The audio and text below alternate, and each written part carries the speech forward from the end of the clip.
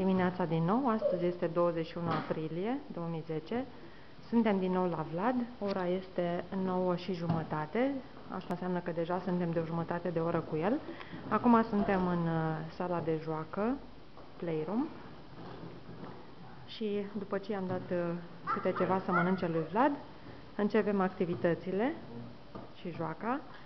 Ne-am gândit să-i dăm din nou cardurile pe care ar trebui să le măciuiască, deci să găsească perechea identică cu același fel, dar nu întotdeauna este foarte cooperativ.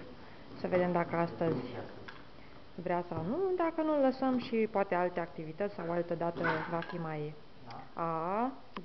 Vlad, nice, no throwing. Vlad, no throwing, nice, nice. Găsește numai 4 perechi. Arată-i două care nu arată la fel. Mama's filming you. Look at you. Mama will show you after. Hoppa! Kick the ball. What is the pair? No? Oh, that's a big ball. What a strong boy we have here. Lift it up, lift it up. Lift it up. Opa! Good. Good. Mama? You want Mama to lift it? Oh, Papa?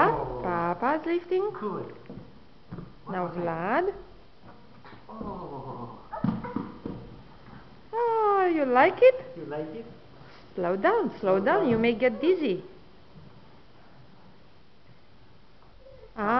He wants to jump on the ball now. Jump. He likes to do gym. Jump. Hmm. Jump. Jump. That's it. You're tired now? Oh, he likes it. He enjoys. Where are you going? Oh, he wants the big one. Careful, careful. It's heavy.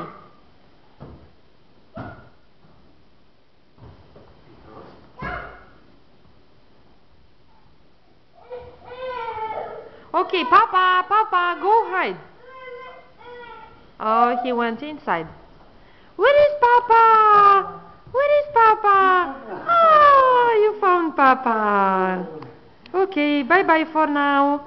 Bye-bye. Bye-bye. Bye-bye, Vlad. No? Yeah, he's confused. I'm not saying bye-bye to him usually at this time.